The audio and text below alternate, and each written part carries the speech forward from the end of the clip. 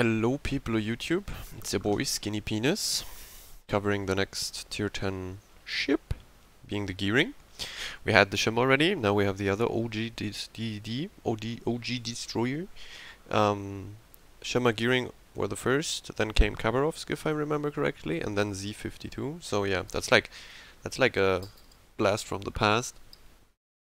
I mentioned in the Shimmer video that like if you're a solo guy and you wanna like spot for your team and torpedo from the flank or torpedo in general, Shema is the best option on tier 10 essentially still, because it has the agility, it's very slim, it's low in the water, maneuverable as fuck, and the concealment is obviously top dog. You have 5.6 space.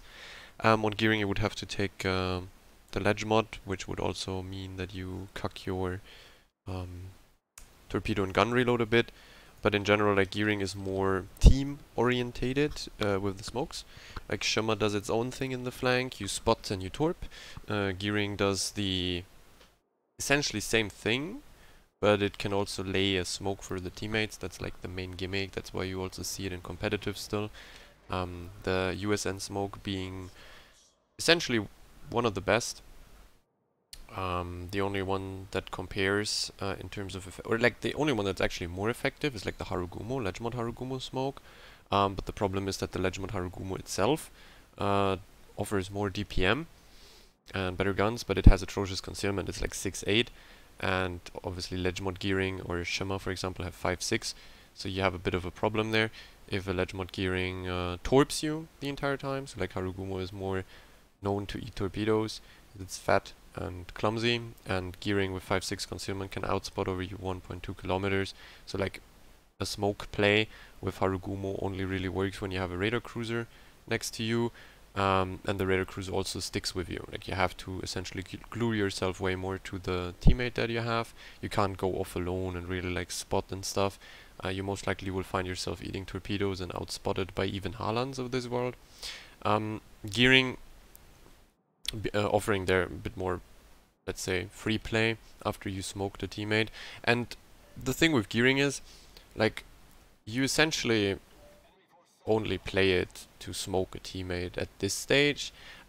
Solo Gearing gameplay is really weird, since you get outgunned by most gunboats. You don't have a heal, which means like the moment you try to take fights with even Haalands and stuff, you're going to lose HP that you can't recover. And because of your, let's say, mediocre gun range, or even if you play AFT and you try to spam at range as a gunboat, your range effectiveness is atrocious because of the arcs, and I can torp the RPF kick. It's atrocious how your arcs essentially make you completely useless against moving targets at range. Even farming battleships at range is a bit sus with Gearing. Why did our Moscow get like one shot in the middle of the map? What IDs do they have here? Trump, Haaland, Gearing, Kleb is spotted, Trump is spotted, Haaland spotted. Oh, I'm fighting against another Gearing. Okay, well, but he doesn't know I'm here, so I'll maybe be able to fight him straight up, but the submarine will be here too, gotta be a bit careful.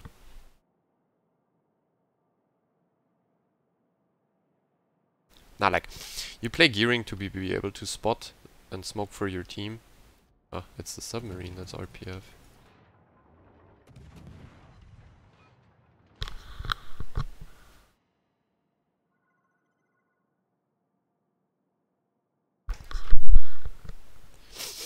Trying to go for the sub here since I went dark, which means the next ship is over there, and it's a Gearing. The Gearing went over there. Yeah, the Gearing is somewhere very passive. I may be able to get above the submarine. If I do so, my depth charges should kill him fairly swiftly. But maybe drop them here. It's a weird fight because I can't RPF him. I don't have any indicator as to where he is.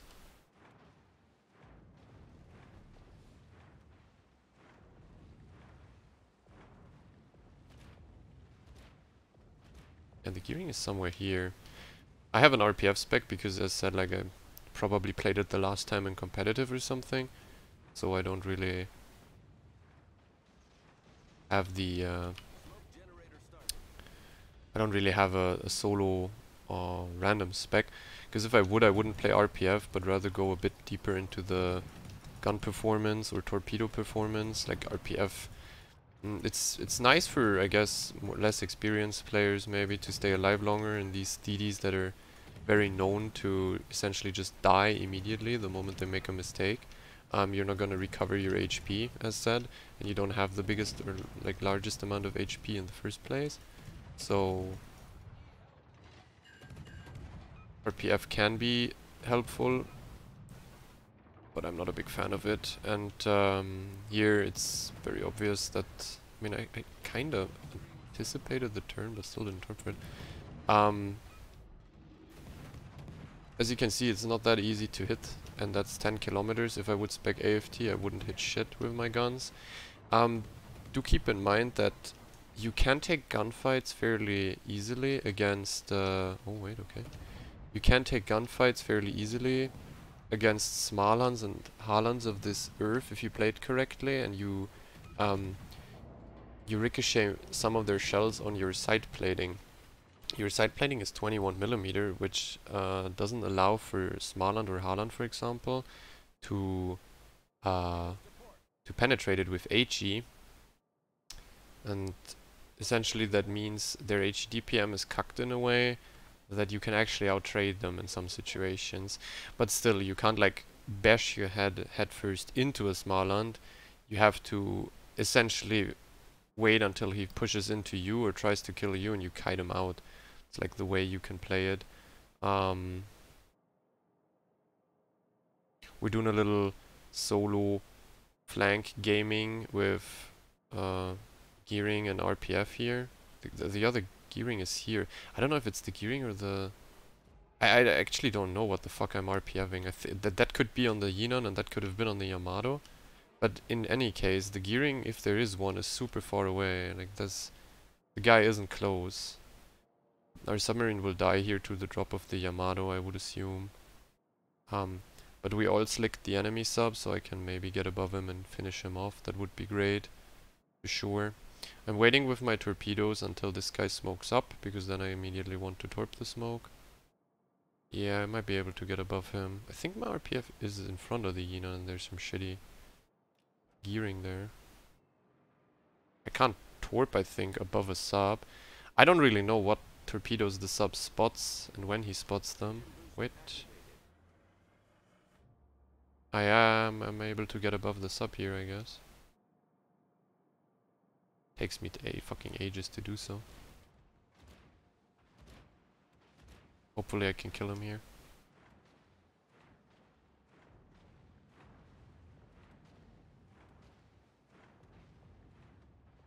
Fuck. My depth charges did 0 damage.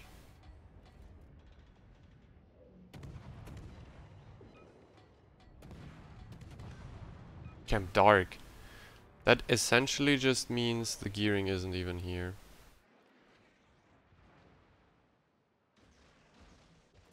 Okay. There was...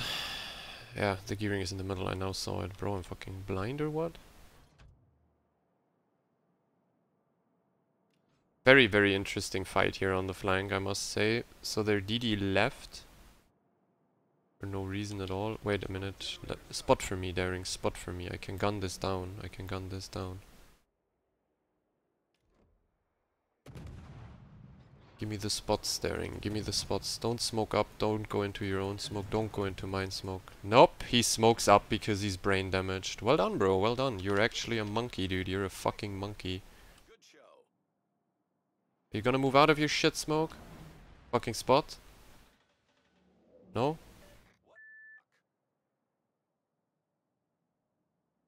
Brain fart and fuck, dude. Was it that hard to just go into the cap, spot the fucking Yinon for me, and cap at the process, and I get the Yinon out of the cap and farm him? No? I guess so. I guess it was really hard to do this. I penetrate most parts of his ship. I think deck and deck as nose and superstructure obviously easily penable, and he doesn't have the greatest HP pool. He doesn't even play HP perk. I can gun him down by myself. That's a permafire. That's really good. And after he dies, the Yamato is essentially food for me, because I can just go literally in his mouth and... Is he healing? No. Aye, don't tell me I fucked it. Aye.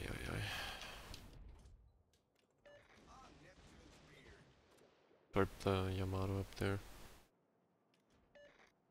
Oh, the gearing is coming back to the cap. That's pretty nice. Really weird. Wait, is that guy spotted because he doesn't play a concealment spec? I think so. He torped randomly into the cap. Probably RPF moment. Patch that we didn't get the Yinan. Yeah, well, I mean, it's lucky that the enemy team isn't playing as a team on this flank either, and they don't have like radars or gunboats. But our team isn't doing this this kind of gameplay either, so it's like whatever. We can actually push slowly here. Since they didn't have a DD, they're most likely going to lose against 2 destroyers. My torpedoes will hit. No, the Yamato's just literally going AFK base wanking.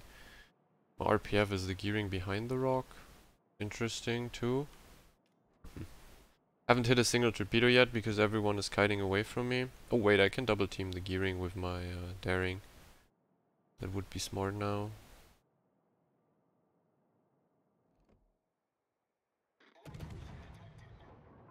That gearing is a wee bit clueless. Yeah, he dies here.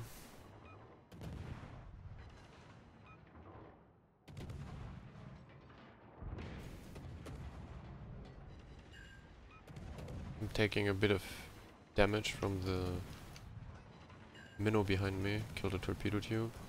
By the way, a reason why I don't spec torpedo reload modification, for some reason torpedo tubes break 20 million times lately, and I don't want to lose my tubes perma too early. So in most scenarios I just wanna be able to torp always. 2 sets. No torpedo tubes broken is very nice. I'm gonna smoke up here. Actually, I wouldn't have to have smoked up, but I don't really need a smoke afterwards. Oh, whatever. Okay, that smoke was hilariously useless. This Yamato is still kiting. It's very hard to hit it. The gearing torps in general, though, I mean, this game there's very little chance we actually hit torpedoes. The only way we would have is if the Yinan is a bit brain damaged and stays in his smoke for no reason. Or like a battleship isn't perma-kiting from us. But in general, the gearing torpedoes are kind of the best in the game. The gearing submerged torps. They have a really good concealment on the torp, so they leave very little time to react if you don't have hydro on. And the range and the speed, like the range is amazing. It's like the most effective range torps, because obviously the Shimmer 20 kms get spotted very easily. You have a lot of reaction time against the 20 kms. It's like running, for example, a British DD Hydro all the time. There's very little difference between the spotting range of the 20 km torps and like a daring hydroing my torps. It's essentially the same. But speed is also fine. Damage obviously is a bit of a trade-off. It's not the most hard-hitting torps. It's only like 17k, right? Around about that. Yeah, 17.9 is like 18k. But reload range, everything, like overall just the best torps probably in the game for torpedo hits. Given the fact that the enemy team is playing well, because you don't have to get yourself too close to the enemy. You can torp from safe distance, and they don't get a lot of reaction time, which is very nice. Obviously, if the enemy team is completely brain damaged, the IGN 12km Shimmer torps or something like that, or Yamagiri torps are way better, or like daring snails, because they have more they could theoretically one-shot a ship more consistently if the enemy plays like a brain damaged monkey. But getting consistent torpedo hits is fairly simple in gearing and submerge. And obviously your game impact isn't really measurable on these ships either. Like if you smoke a radar cruiser, you're not gonna end up getting a bunch of random XP for that, because there is no metric or measurement from Wargaming's side to reward that. So you just have to feel happy about getting maybe a bit better win rate, but you're not gonna be rewarded by having 3000 base XP. I mean, because you're just essentially the support guy, support kind of guy, and spotting, getting the occasional torpedo hit and flooding. Back in the days when there was no radar, gearing would have been actually pretty busted. Like there was, in the beginning there was no radar at all, and then there was only the Russian cruisers, and the US cruisers got it later. So theoretically back in those days you could have smoked in the mouth of most enemies and be completely fine and farm them for 2 minutes with the USN smoke.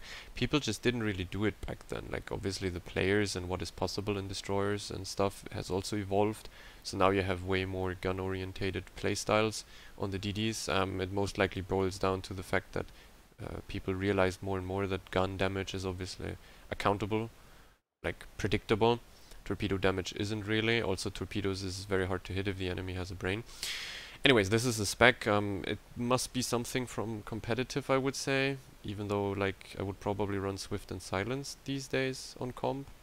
But yeah, like you're completely fine on a gearing if you spec this. That is how much points? That's 13 points.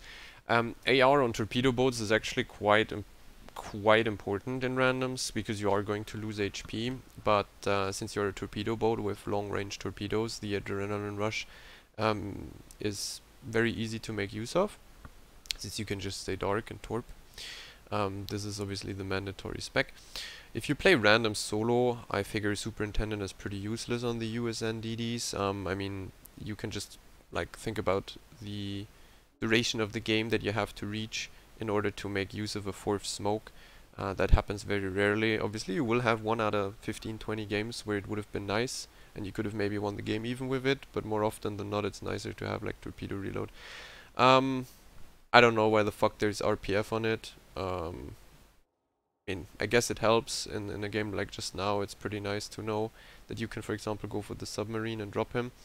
But otherwise I would most likely go for, I would drop this and this and go for BFT and Demolition Expert. BFT because instead of Fearless Bro, because you're most likely gunning from smokes. There will be situations where you can just smoke up in front of ships, so then you get the DPM here and fire for the additional fire duration. Like that would be probably the most optimal spec for randoms. Like you get a bit more DPM and damage through torpedoes and guns, but you still keep concealment and smoke. I mean, you can't really run a no concealment spec on gearing, to be honest. Like that's pretty sus. You can quickly go into the modules, which is also kind of wonky because it's from competitive, so you run smoke generator. I'd go for this if it was just randoms, like you don't have to play this, but obviously if you smoke for a division mate or something, you have to play like smoke gen mod to make your smoke last for like 40 seconds, yeah, 45 seconds nearly. Then you can draw these long smokes that allow the cruiser to play behind or play inside of. I personally run gun spec because it's or like gun module here. It's like kind of important to have, in my opinion, a bit of gun reload, so you're not getting outgunned by everything, meaning Harlans, Shimmers, and other gearings too. So you can kind of like fight them a bit more effectively. And also the torpedo reload mod has the issue of the 50% in cap, and yeah, you do lose a lot of torpedo tubes lately. I don't know, somewhere along the line they must have changed something, because I don't remember losing that many torp tubes or losing any torp tube at all like 3 years ago. Or 2 years ago. It's been something with modules. I think in between there was the patch where no module at all could get damaged, like AA, torpedo tubes, guns were all invincible, and then afterwards it started that the torpedo, like when they fixed it, it started that the torpedo tubes actually got fucked again.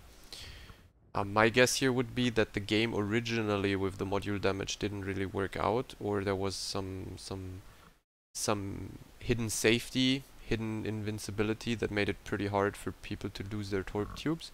Because obviously if if like a normal player, a casual player plays a DD with 2 torp cubes and he's torp spec'd, like on a gearing, a daring or something, and he constantly loses one of them, that's very depressing and people would probably stop playing it. So I would say that, or that's literally my assumption from playing the game since like 6 years and playing it like every year, every patch, a whole lot, that back in the days there was something wrong with the torp tube module damage, and because of the bug they had, and then they fixed the bug, they actually made it work as intended, that there's actually torpedo tube incapacitation. Because I swear to God, back in the days, you had this plus 50% incapacitation risk, minus 100% incapacitation risk, shit like that, and it was always like, what the fuck, man, like, you're not losing a torpedo tube or a gun anyways, like, you never did lose one. It's like 1 in 500 DD games you lost a torp tube, and at the moment it's like a Vincent shoots you once and you might lose both torpedo tubes perma, or like a Conqueror shoots you once, or a Thunderer. It's amazing. Even DDs destroy other DDs torpedo tubes with guns these days. That was unheard of when I played 3 years ago. Like, you never killed a torpedo tube with a Smarland on another DD. That wasn't a thing. Now it happens all the time. I don't know. So yeah, that's why I kinda like to ditch the torpedo reload, especially also since gearing is spotted a bit more than, for example, Shimmer. Because in Shimmer you run ledge mod or torpedo reload mod, since Shimmer has like really bad guns, gearing at least has a like workable DPM in that regard. So like you go full torp on Shimmer, even ledge mod is very nice. Ledge mod essentially on Shimmer just gives you 10% extra torpedo reload at the cost of being a bit fucked in rushable or knife fight situations. You can still rush heavy ships in ledge mod Shimmer, by the way, because you can pre-turn the torps and still fuck him. You have 15 torps. But yeah, if something unexpected happens close to you in a Shimmer with ledge mod, you're kind of fucked because you can't use your torpedo tubes most likely. But other than that, the buff on the torpedo reload is just too juicy to pass up on. Like, the ledge mod is really good on Shim. I said it in the video as well in Shim, and I can say it with gearing again. These old destroyers, they are power crept to shit because of all the new gunboats and gimmick DDs that are coming out. Like, you can't effectively fight Shermans or Smalans or Marceaus, even like Trumps. Like, you can't really fight them. They're too strong on the gun department, and things like Smalan and Sherman even get great gimmicks to negate most of your most of the damage that comes in. So, like, even torpedo damage, meaning like they have hydro. Also the HP pools are larger. They have heals. Yeah, as you can see, like, it's overall just a bit tragic as to how power crept newer as to how hard newer ships power creep old ships. It's not something DD specific, it's also the case for cruisers and battleships. But yeah, for example, against like a Sherman, you would like to you can't like straight up kill him or take the trade. So you kind of want to have torpedoes running into smoke, so he either eats it when he doesn't have a hydro up, or you force him out of your just fresh. Like, okay, it's like this. Like, he smokes up, you send torps. If he doesn't have hydro, he might eat the torps, and you can actually fight him. If he has hydro, he has to leave the smoke, so he can't farm your team, and you can most likely spot him outside the smoke, right? So for your team or for yourself, like, for example, if he has to leave the smoke because you torped it, you can make him shoot. You immediately smoke, and you have already prepared in a way that a teammate spots for you. So then he's spotted. Most of them play AFTs, very easy to spot them in general. So like, it's very easy for teammates that are around you to spot them then, since, like, I mean, 15 km, there's most likely going to be one angle of spotting. And then you can, like, at least get 20 seconds of free farm on them, meaning I'm gonna kill this up here, by the way. You can get 20 seconds of free farm. Maybe he has no way of countering you at that time. Oh, look at him. He's already dead. I'm got dropped by the submarine. By the battleships. I'm dumb. Yeah, the battleship will kill him. Look at all the ASW coming in. Holy shit. Oh, we're looking good here, to be honest. We're looking pretty good.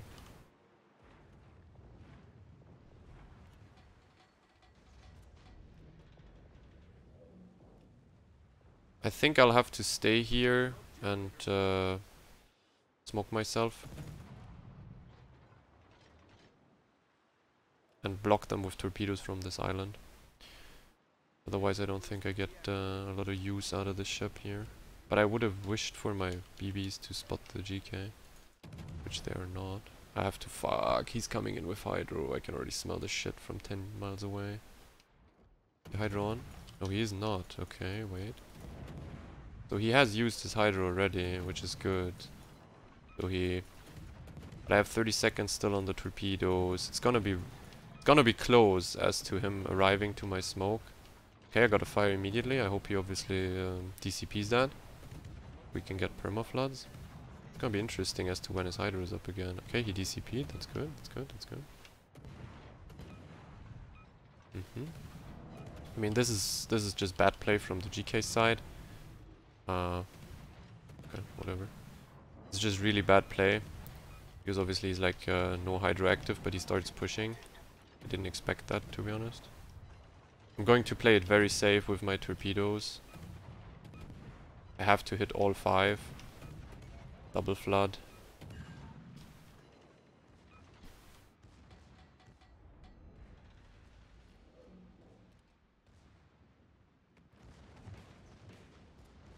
He's trying to ram me now or what?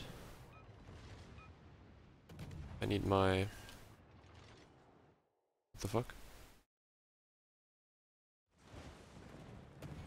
The secondaries will rip me apart. They will rip me a second asshole here.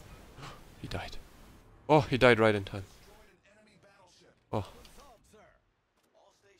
Maybe game minimized here, real quick. Woo! Well, I mean... Could have been played a bit better. But I think my Jean-Bart got a nice juicy AP hit out and that's why he died. He was on a double flood. Oh, no, actually he only was on 1 flood. But he was on a double fire. So it's like, I had to dodge the ram. I think he actually went for a ram here, which is quite unique gameplay. But yeah, my idea kinda worked out. I mean, I lost a bit more HP than I ideally like to hoped for. But my idea worked out. Like, I went towards the rock, so I blocked the battleships from moving through here. I think we have seen that before. Wait a minute, is he beaching? No, he's like...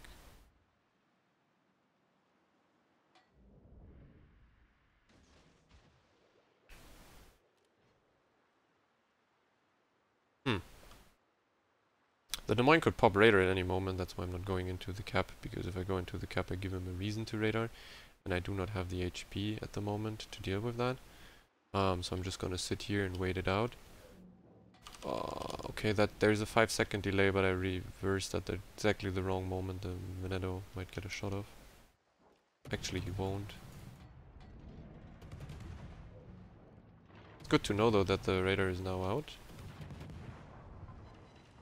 And it didn't matter like how much HP I have. If I just survive here, it's still super hard. Like essentially you still have to risk a 1-for-1 trade if you try to get me out of here, because I can get torps out when they try to come around the corner. But yeah, surviving was key here, and it was really close against the secondaries with the GK. At least I can make use of my AR now, I guess, and gun down the Vladivostok a bit. Maybe. Oh fuck, he has his back turret on me. Okay, we dodged. Very nice. Okay, so the radar is out. I have a smoke ready. I can go for the Veneto probably with torpedoes. Block him off. Yeah, my team won on the other side. I mean, kinda obvious when there's 2 tier 10 cruisers, tier 10 BB and tier 10 destroyer in our flank. Holding them is already good enough in my opinion. Oh wait, the Veneto smoked. Okay. I'm gonna go safe quarter speed. That's, by the way, something you can do if you have the smoke gen mod. You can go quarter speed on your smoke deployment, and you can like use it as a crawl smoke for at least 30 seconds. Crawl a bit further out. It's something very nice you can do against destroyers. Or oh.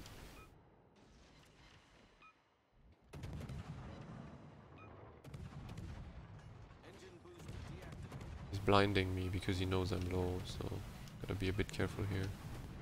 I'm dead. Yikes, yeah. Well, I mean,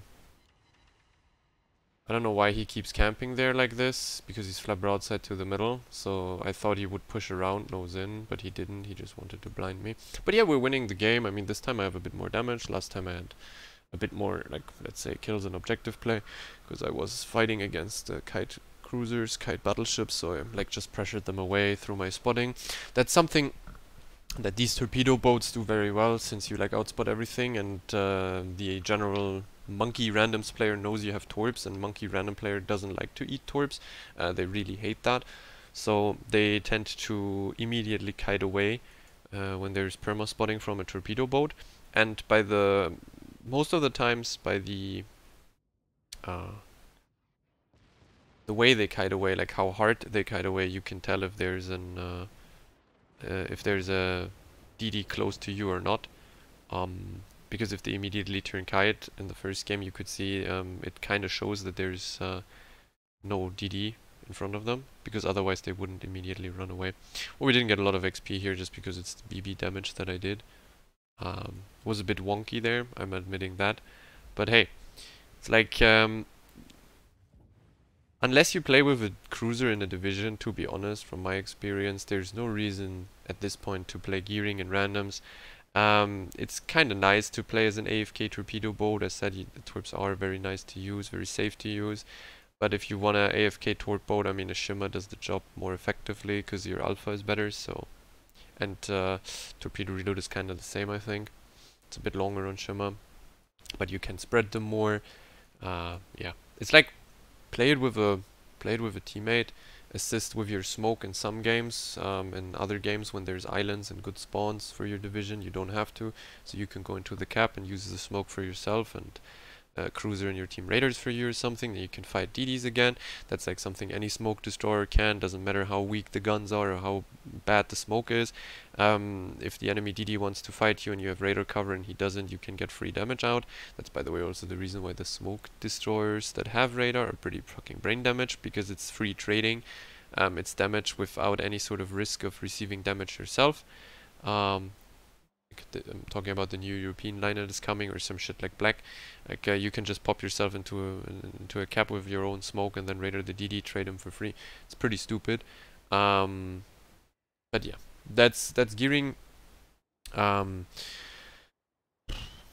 guess pretty redundant, apart from the fact that it's played in competitive. Yeah, I mean, try it out yourself. As said, like, it's more of a division kind of boat. And with that, I'm out.